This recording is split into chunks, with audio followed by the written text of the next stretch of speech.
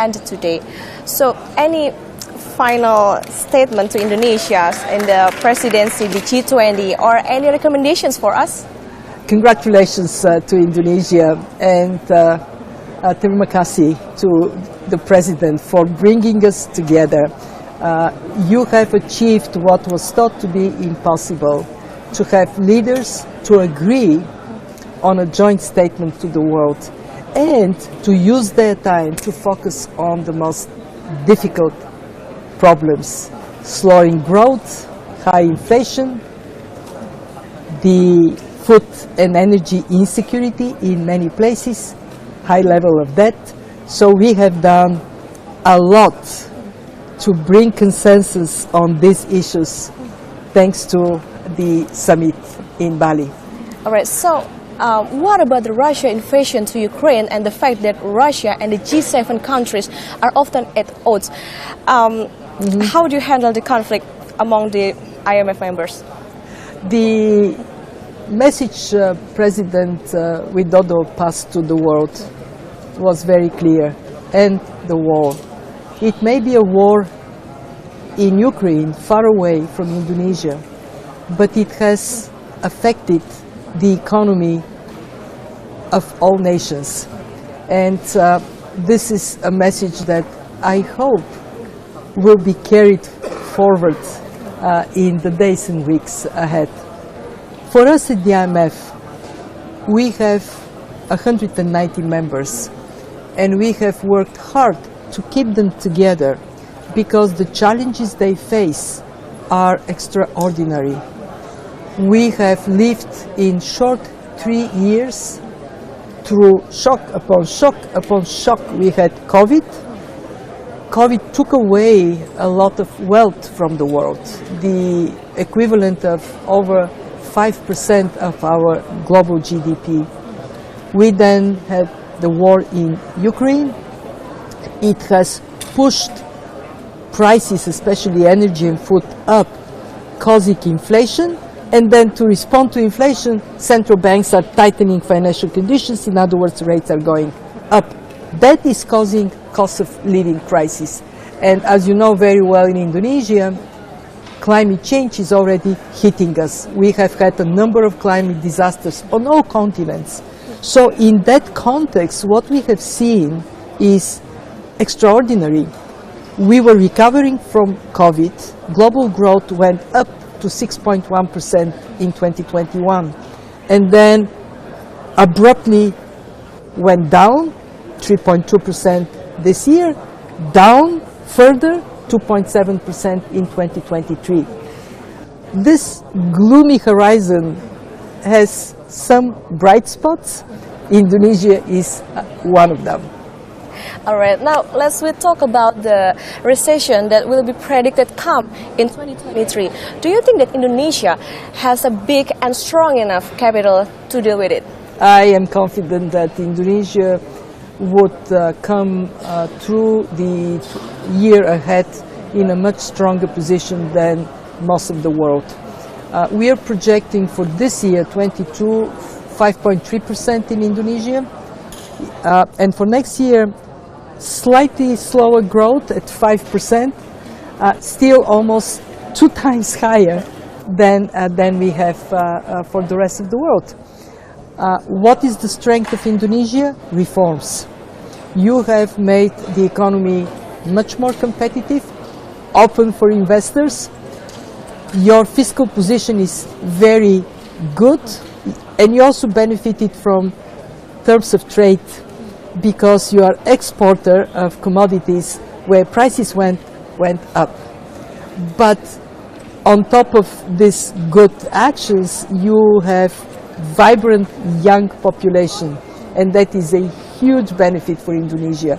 Of course, despite all this strength of Indonesia, the economy is going to be affected by the slowdown elsewhere. US is slowing down, China is slowing down, the European Union is slowing down. This simultaneous slowdown of large economies that are importers of Indonesian products, of course, is going to affect you much less than many other countries. All right, so the China economy is expected to slow remarkably, seems very challenging in the near term.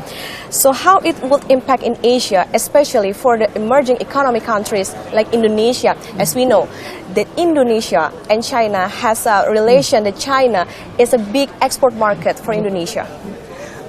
Of course, a slowdown in China is not only bad for the Chinese people, it is bad for Asia, it is bad for the world. We used to rely for about 40% of global growth on Chinese growth, no more. This year we are likely to see China finishing the year with around 3.2, 3.4% growth. Next year, 4.4% growth. This is far from what Chinese growth used to be. The countries have to adjust to a Chinese economy that inevitably would be on a slower growth path, not only because of the current difficulties due to COVID restrictions, to the real estate sector in China being in trouble, but also because China is aging. It doesn't have the capacity to grow that it had, say, a decade ago. What does it mean for Indonesia? Well, first, build more bridges with the other ASEAN countries. There is space for ASEAN to grow together. Second, there is a lot that Indonesia can do to generate more domestic production and consumption. There is plenty you can do, for example, for the green economy. Making renewable energy available everywhere in this large country is a huge job creation opportunity.